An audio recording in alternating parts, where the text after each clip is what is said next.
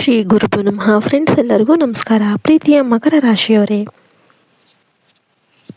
13, 14, 15ರಂದು ನಿಮ್ಮ ಜೀವನದಲ್ಲಿ ಒಬ್ಬ ಮಹಿಳೆಯ ಪ್ರಭಾವ ನಿಧಾನವಾಗಿ ಆದರೆ ಗಾಢವಾಗಿ ವ್ಯಕ್ತವಾಗಬಹುದು. ನೀವು ಸಾಮಾನ್ಯವಾಗಿ ಭಾವನೆಗಿಂತ ಕರ್ತವ್ಯ, ಶಿಸ್ತು ಮತ್ತು ಜವಾಬ್ದಾರಿಗೆ ಹೆಚ್ಚು ಮಹತ್ವವನ್ನು ಕೊಡ್ತೀರಾ. ಆದರೆ ಈ 4 ದಿನಗಳು ನಿಮ್ಮ ಕಟ್ಟುನಿಟ್ಟಾದ ಮನಸ್ಸನ್ನು ಸ್ವಲ್ಪ ಕರಗಿಸುವಂತಹ ಸಮಯ ಆಗಿರಬಹುದು. ಆದ್ದರಿಂದ ಈ ಸಂದೇಶವನ್ನು ಸಂಪೂರ್ಣವಾಗಿ ಗಮನಿಸಿ. ಮಕರ ರಾಶಿಯವರು ಸಹನಶೀಲರು, ಗುರಿ ಕೇಂದ್ರಿತರು ಮತ್ತು ಜೀವನವನ್ನು ಗಂಭೀರವಾಗಿ ತೆಗೆದುಕೊಳ್ಳುವವರು. ನೀವು ಸುಲಭವಾಗಿ ಯಾರ ಮೇಲೂ ನಂಬಿಕೆ ಇಡುವವರಲ್ಲ. ಆದರೆ ಒಮ್ಮೆ ನಂಬಿದರೆ ಆ ಸಂಬಂಧವನ್ನು ಕಾಪಾಡಿಕೊಳ್ಳಲು ಏನಾದರೂ ಮಾಡ್ತಾ ಇರ್ತೀರ. ಇದೇ ಸಮಯದಲ್ಲಿ ಒಬ್ಬ ಮಹಿಳೆ ನಿಮ್ಮ ಜೀವನದಲ್ಲಿ ಮಹತ್ವದ ಪಾತ್ರವನ್ನು ವಹಿಸಬಹುದು. ಈ ಮಹಿಳೆ ಯಾರು ಇರಬಹುದು? ಪತ್ನಿ ಅಥವಾ ಜೀವನ ಸಂಗಾತಿ, ಕುಟುಂಬದ ಹಿರಿಯ ಮಹಿಳೆ, ಉದ್ಯೋಗ ಕ್ಷೇತ್ರದ ಮೇಲಾಧಿಕಾರಿ ಅಥವಾ ಸಹೋದ್ಯೋಗಿ, ಅಥವಾ ನಿಮ್ಮ ಜೀವನಕ್ಕೆ ಹೊಸದಾಗಿ ಪ್ರವೇಶಿಸುವ ಒಬ್ಬ ವ್ಯಕ್ತಿ. 12ರಂದು ಜವಾಬ್ದಾರಿಯ ಸೂಚನೆ. ಈ ದಿನ ಆ ಮಹಿಳೆಯಿಂದ ಒಂದು ಮಾತು ಅಥವಾ ವಿನಂತಿ ನಿಮ್ಮ ಮೇಲೆ ಜವಾಬ್ದಾರಿಯ ಭಾರ ತಂದಂತೆ ಅನಿಸಬಹುದು. ನೀವು ತಕ್ಷಣ ನಿರ್ಧಾರ ತೆಗೆದುಕೊಳ್ಳದೆ ಯೋಚನೆ ಮಾಡ್ತಾ ಇರ್ತೀರ. ಈ ದಿನ ನಿಮ್ಮ ಶಾಂತ ಸ್ವಭಾವವೇ ನಿಮ್ಮ ಶಕ್ತಿ. 13ರಂದು ಮನಸ್ಸಿನ ಒತ್ತಡ. ಈ ದಿನ ನಿಮ್ಮ ಮನಸ್ಸಿನಲ್ಲಿ ಒತ್ತಡ ಹೆಚ್ಚಾಗಬಹುದು. ಆ ಮಹಿಳೆಯ ಮಾತುಗಳು ಅಥವಾ ನಿರೀಕ್ಷೆಗಳು ನಿಮ್ಮ ಮೇಲೆ ಹೊರೆ ಆಗಿರುವಂತೆ ಅನಿಸಬಹುದು. ಆದರೆ ಅದು ನಿಮ್ಮ ಬೆಳವಣಿಗೆ ಕಾರಣ ಆಗಬಹುದು ಎಂಬುದನ್ನು ನೀವು ಮರೆಯೋದಕ್ಕೆ ಹೋಗಬೇಡಿ. 14ರಂದು ಸ್ಪಷ್ಟ ಮಾತುಕತೆ.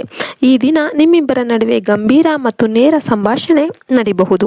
ನೀವು ನಿಮ್ಮ ಮಿತಿಗಳನ್ನು ಸ್ಪಷ್ಟವಾಗಿ ಹೇಳ್ತೀರಾ. ಅವಳು ಸಹ ತನ್ನ ನಿರೀಕ್ಷೆಗಳನ್ನು ಹಂಚಿಕೊಳ್ಳಬಹುದು. ಈ ದಿನ ಪ್ರಾಮಾಣಿಕತೆ ಅತ್ಯಂತ ಮುಖ್ಯ. 15ರಂದು ಫಲಿತಾಂಶ ಮತ್ತು ಸ್ಥಿರತೆ. ಈ ದಿನ ನೀವು ತೆಗೆದುಕೊಂಡ ನಿರ್ಧಾರದ ಪರಿಣಾಮ ಸ್ಪಷ್ಟವಾಗುತ್ತೆ. ನೀವು ಸಹನೆಯಿಂದ, ಜವಾಬ್ದಾರಿಯಿಂದ ನಡೆದುಕೊಂಡರೆ ಈ ಮಹಿಳೆಯ ಪ್ರಭಾವ ನಿಮ್ಮ ಜೀವನದಲ್ಲಿ ಸ್ಥಿರತೆಯನ್ನು ತರಬಹುದು. ಉದ್ಯೋಗದಲ್ಲಿ ಪ್ರಗತಿ, ಕುಟುಂಬದಲ್ಲಿ ಗೌರವ, ಪ್ರೇಮದಲ್ಲಿ ಭದ್ರತೆ. ಜ್ಯೋತಿಷ್ಯ ಪ್ರಕಾರ ಶನಿ ನಿಮ್ಮ ರಾಶಿಯ ಅಧಿಪತಿ. ಈ ದಿನಗಳಲ್ಲಿ ಶನಿಯ ಪ್ರಭಾವ ನಿಮಗೆ ಪರೀಕ್ಷೆಯಂತೆ ಕಾಣಬಹುದು.